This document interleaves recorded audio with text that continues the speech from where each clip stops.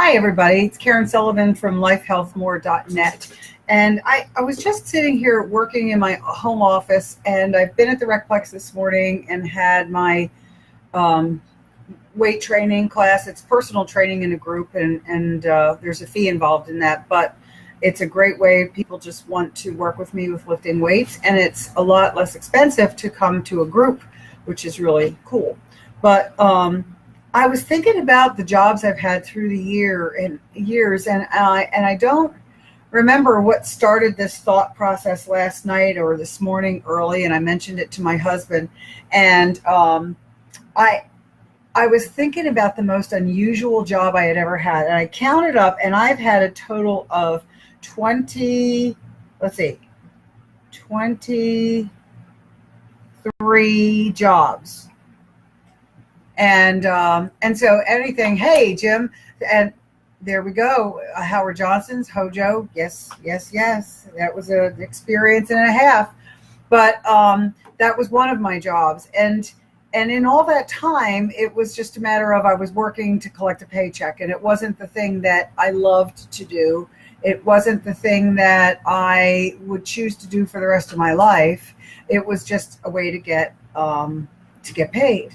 And one of the jobs that I had, and I'm not going to be particular because this business is still operating in Virginia Beach, but I had this opportunity to go back and get this job when my husband and I were in San Diego for 3 years, and I ran a company on a location of a company called Copy, and we did high-speed duplicating, and it was for businesses. It's kind of the Kinko's, but Kinko's for businesses. We did a lot of pickup and delivery. We had a huge portion of our people that were clients were attorneys, and they did discovery work and documents and that kind of thing. So anyway, I did that, and then I was in their PR and marketing department.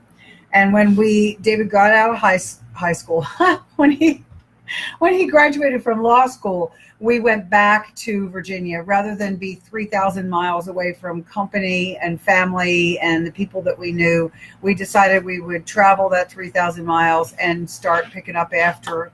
And that's how we ended up in Virginia. That's where we met and blah, blah, blah. So here's the deal with this. I got this job because I knew people. And so I got this job. It was the most unusual position I have ever had in my life because I was hired to run this print shop, and which is basically what I had done there. And I also, I forgot one. That's 25. Blue Hen Publishing was another one where it was a printer. Anyway, and so I was hired there, but the man who owned the place decided that he was going to do some sort of a social experiment.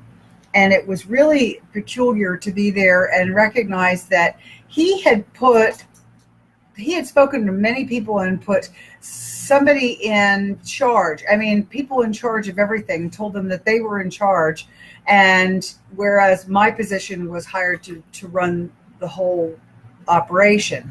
But what he was doing was that he was trying to see who would rise to the top. And it was strange to me because there were all these chiefs and no Indians, and the work wasn't getting done. And so the people who were doing the work didn't know who they should answer to. It was really strange. That has to be the strangest job I've ever had.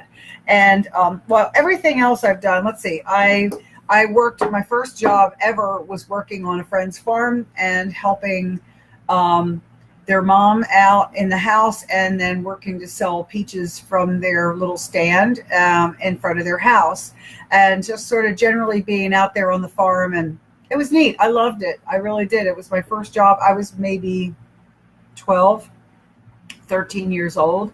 And it was neat. It was a fun job. But I've done all kinds of things as a fee collector. I sold air. I worked for a radio station and did advertising.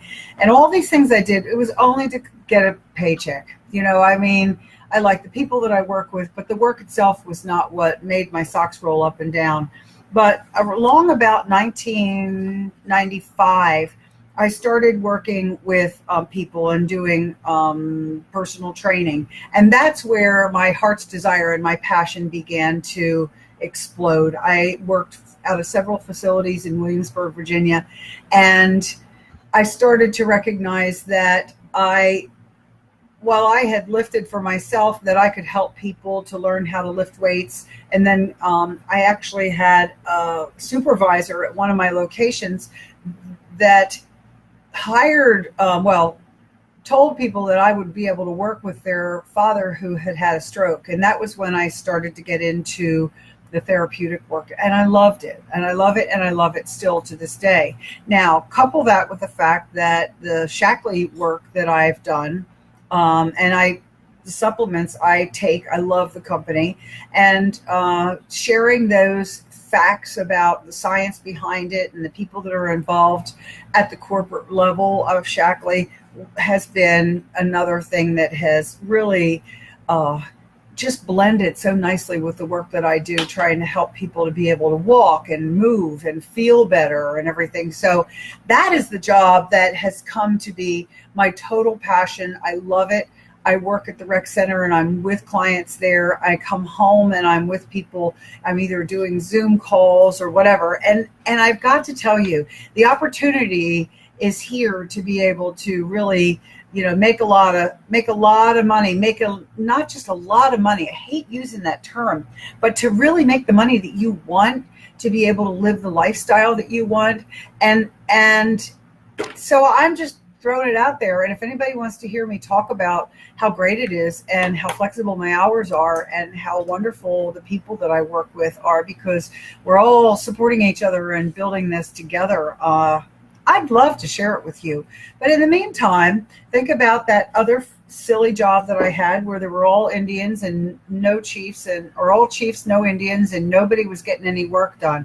Let's see, the other thing that Jim was on here, and we talked about Howard Johnson's. I worked at Wesley College in Delaware, where my sister works for Wesley now, and on different position. And let's see, Copy, I loved in San Diego, California, loved that place.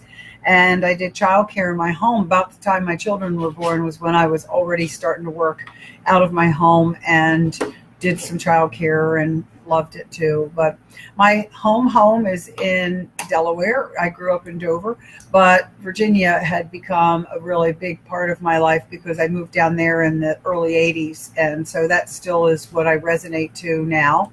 Although I like St. Louis, I like the area, and I've met some great people.